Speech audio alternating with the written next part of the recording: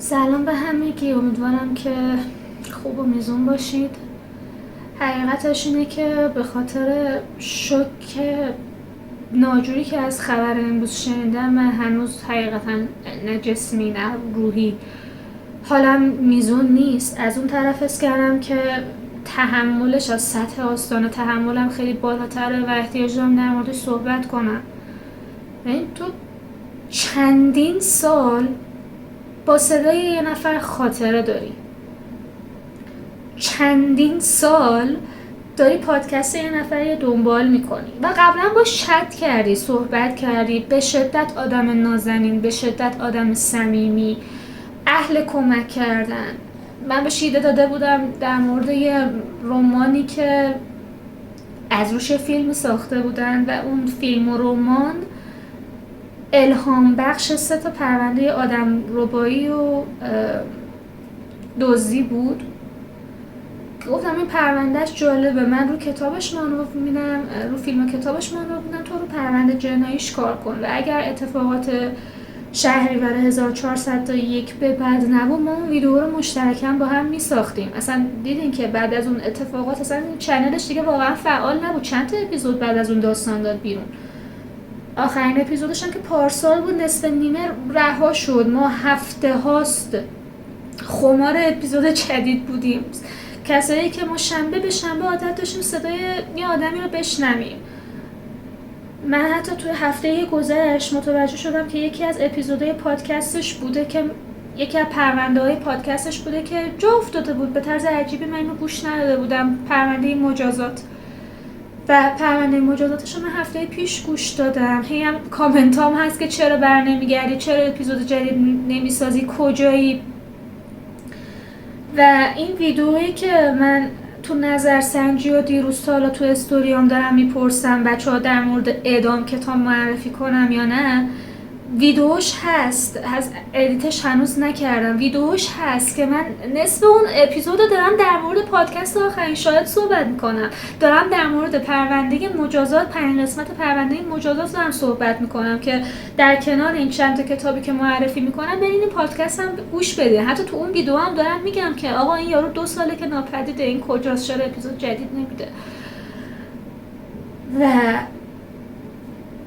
اصلا الان گیج شدم من اون ویدیو رو ادیت کنم منتشر کنم، چون خودتون تو نظرسنجی ها گفتین بذار. از اون طرف حواشی مربوط به این بنده خدا هست، اصلا ما حتی ابعاد فجیع پرونده رو کامل نمیدونیم. از اون طرف آخرین اپیزودی که پارسال گوش داده به قدر منتشر کرده ما گوش دادیم به قدری هولناکه و جزئیاتش با این نوع قتل میخونه که نمیدونم آیا سناریو سازی میکرده از یه سال قبل، آیا جنون ناگهانی بوده، چی کار کرده، چه اتفاقی افتاده. من میدونم سر جریان جنبش میتو این مسئله برای من تجربه شده بود که هر کاری از هر کسی برمیاد، ولی واقعا انتظارش از این آدم نداشتم. آدمی که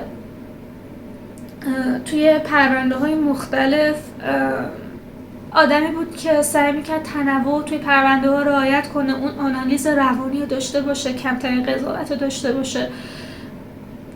واقعا پادکستش خوب بود. مثلا من مری جین رو دنبال میکنم، بقیه کسایی هم که پرونده جنایی منایی میسازن اصلا دنبال نمیکنم، چون اصلا واقعا در حد مهدی پورباقر رو در حد مری جین نیستن. اینقدر این دوتا خوبن که دیگه واقعا بقیه به چشم نمیان. و الان اینطوری شده. واقعا این فشار روی من بود، باورم نمیشه. من میدونم بالاخره آدمی که ما از دور میشناسیم با آدمی که از نزدیک بشناسیم شاید یکی نباشه، شاید اون تصویری که ما تو سوشال مدیاها میبینیم یکی نباشه، ولی وقتی من دارم با کسایی صحبت میکنم که این بنده خدا رو نزدیک میشناختن و اونا پشماشون ریخته، وایساش هست، پیاماش تو دایرکت هم هست. من یه روز رندوم اومدم تو استوریام گفتم که آقا این میکروفون یقه‌ای من کار نمیکنه، صدا ضبط نمیکنه. خودش داوطلبانه اومده مثلا کلی وایس و توضیح برام فرستاده دایرکتم که آره این کار بکن اون کارو نکن، منم از این میکروفونا دارم، اشکال نداره، دفعه اول توپق میزنی، دفعه‌های بعدی کارت خوب میشه. کسی که به عنوان یک رقیب دشمنمه تو رو نمیبینه، تشویقت میکنه بهتر کار کنی، به عنوان حالا یک کسی که میخواد کار صوتی تصویری انجام بده و تازه کاره و تشویقت میکنه، دلگرمیت میده، کسی که رول مدلت بوده و این خبر رو میشنوی. نمیتونم، واقعا خیلی فشار بدی امروز روی من بود. تا تایم طولانی واقعا امیدوار بودم که این پرونده صحت نداشته باشه، چون پلیس کانادا ملیت قاتل رو اعلام کرده بود و مقتول رو، ولی اسمی منتشر نکرده و عکسی منتشر نکرده و من خدا میکردم که یکی دیگه باشه، چون چیزی که زیاده تو کانادا ایرانی دانشجوه. بعد هی داره بیشتر لو میره که نه واقعا همین آدم بوده. حداقل من دعا میکنم که کاش با برنامه‌ریزی قبلی نبوده باشه، چون فکر کن آدمی که تو اینقدر آدم روشن قابل اعتماد، میگم تو کلی ازش تجربه یاد گرفتی، با صداش، با پادکستاش، از موقعیت‌های مختلف، از شرایط روانی مختلف، تو کلی ازش چیز یاد گرفتی، تو کلی با اون آدم خاطره بر خودت ساختی و این عذاب در میاد. واقعا وحشتناکه.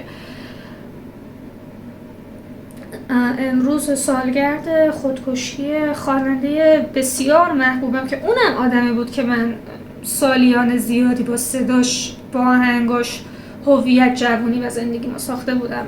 چند سال پیش تو همچین روز خودکشی کرده بود، اونم هست. یعنی کلاً امروز از این جهت واقعا بار فشار روحی زیادی روی من بود. اولش هم فکر می‌کردم که آیا اینا به عنوان یک لایو بیام صحبت کنم یا نه، بعد دیدم که خب به هر حال اینترنت خونم آنتنده‌ایش خوب نیست، نمیشه اینو لایو گرفت. این ویدیو رو میگیرم، نمیدونم قابل آپلود توی اینستاگرام هست یا نه، حالا سر خودم میکنم.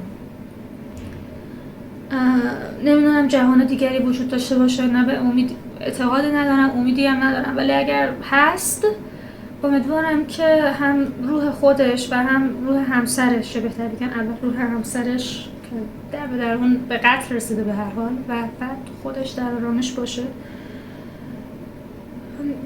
نمیدونم، از اون طرفیه که حس صمیمانه، یک حس دوستانه حس می‌کنم وجود داشت، از اون طرف به عنوان یه طرفدار دو آتیشه این پادکست، خب مثلا سالها با این کارای آقا زندگی کردم، از اون طرف خب رگ فمینیستی من میگه داداش زده زدشو تیکه پاره کرده، چی داری میگی؟ تو چرا بر اون ناراحتی؟ تو چرا اصلا الان سیم کشیام ریخته به هم، مثلا در شرایطی نیستم که